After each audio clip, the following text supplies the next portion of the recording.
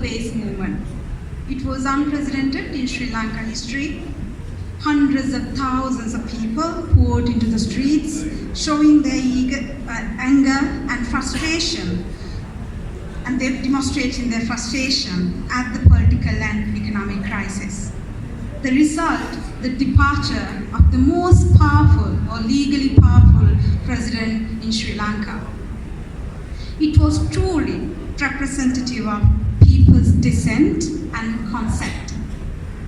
But unfortunately, the establishment didn't change, or they re-established their power.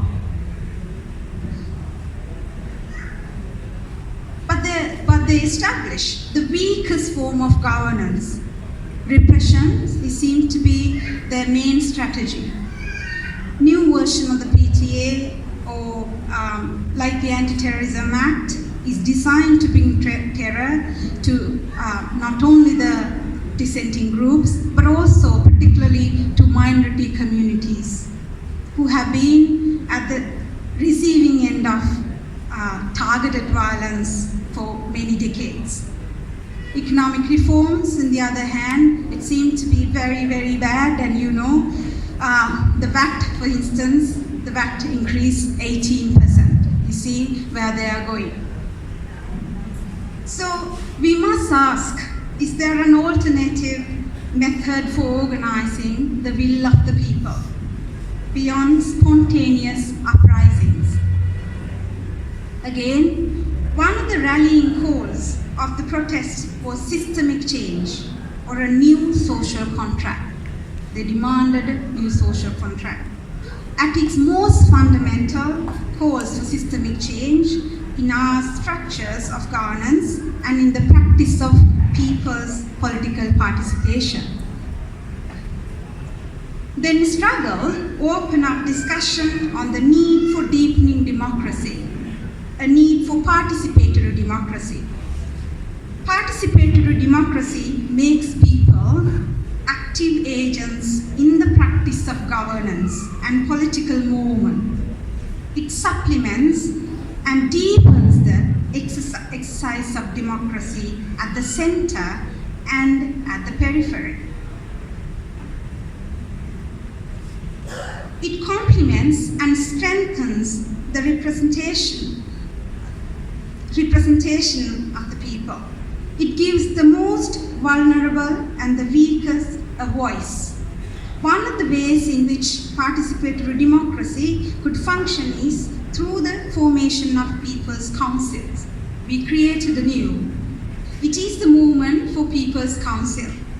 It is a year old now, and we have built 30 People's Council all over the country.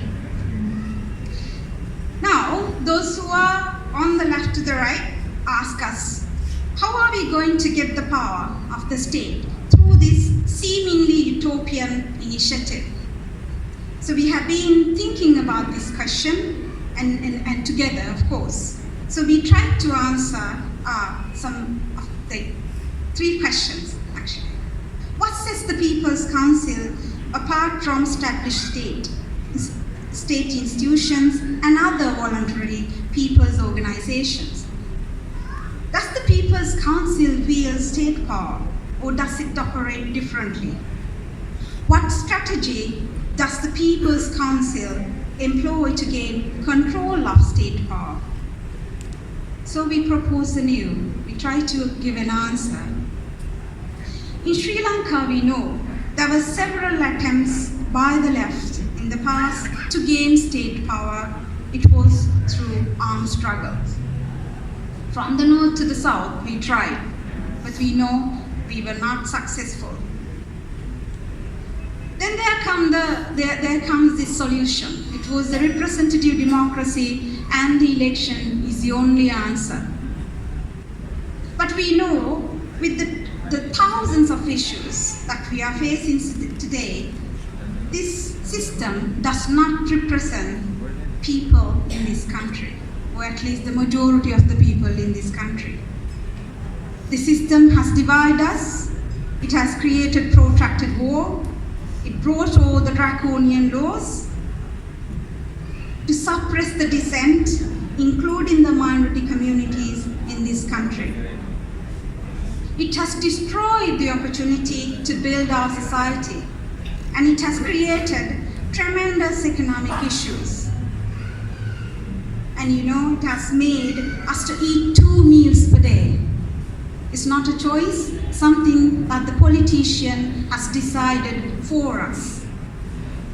Simply, it has not only failed us, but it has showed this form of representative democracy as a strategy does not address the political and economic issues of the people, or it does not address the people's will.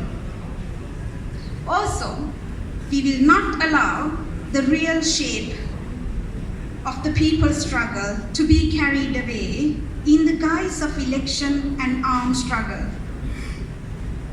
The dualism of liberal democracy, as well as false division of election or armed struggle, defeats the radical democratic potential of the 21st century.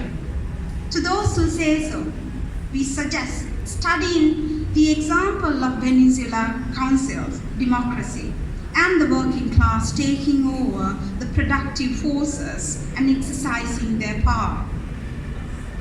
Having the importance of addressing these questions, somehow many groups with ideological differences have tried to answer these questions in this book.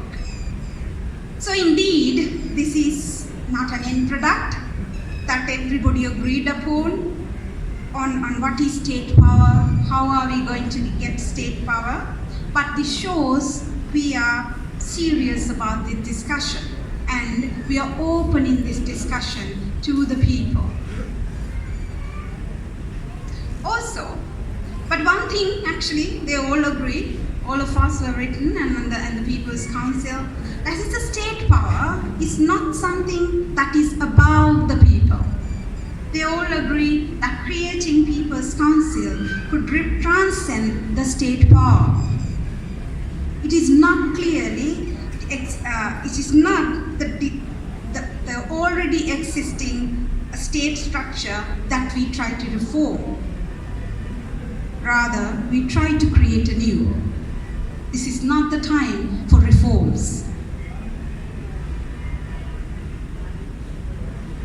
No matter, again, how revolutionary, progressive, and populist the power, or what we call constituent power, the creation of the new, that we are building is, we are faced with the challenge of turning it into a constitutional power.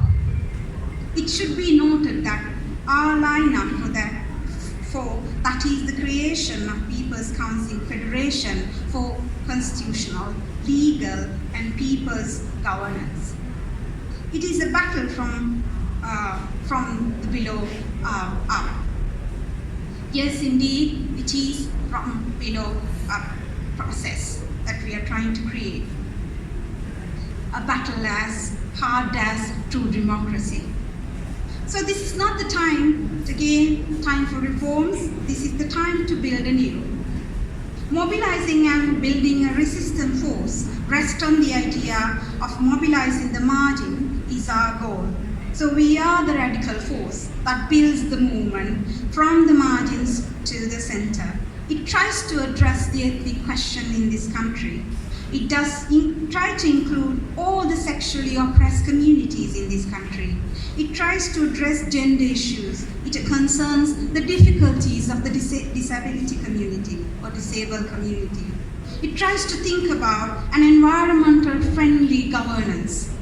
So we would like to open this discussion to the people. The book is the first initiative of opening this discussion to you. It has two objectives actually. First, to show that we are thinking of these questions seriously, and second is that this is an ongoing issue and we are trying to address. Taking state power is based on a social contract. We are the one who create it. It is not only the protest that can resist the state power, Of course, we are not denying it, but the creating people's power from below. People's Council represent a strategy that synthesizes sovereignty and autonomy of the people. Together, we are the history makers, forging a path for the people, by the people. Join us in this movement, the movement for People's Council. Thank you.